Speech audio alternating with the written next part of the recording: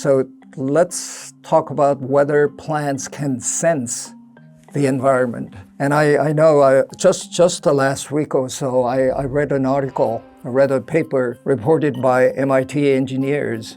They just discovered that rice can hear raindrops and suddenly raise up the productivity. So, I mean, you must agree that plants, all the plants, can sense the whatever stimulus coming from the environment. Could you give us some interesting examples?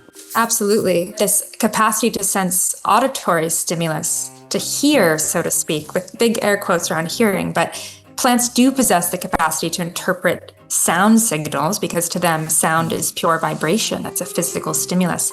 And they have evolved in a world where sound could make the difference for them between flourishing and not flourishing. So exactly that, being able to sense rain, but also there's incredible research about how plants can sense the exact rhythmic pattern of their predator chewing, their exact caterpillar predator, let's say, chewing their leaves. And only when that rhythm is detected, those vibrations are detected, do the plants then boost their immune system, produce chemicals to make their leaves more bitter, to sort of produce their own pesticide against this attack. The same goes for touch sensitivity. Plants are remarkably sensitive to touch.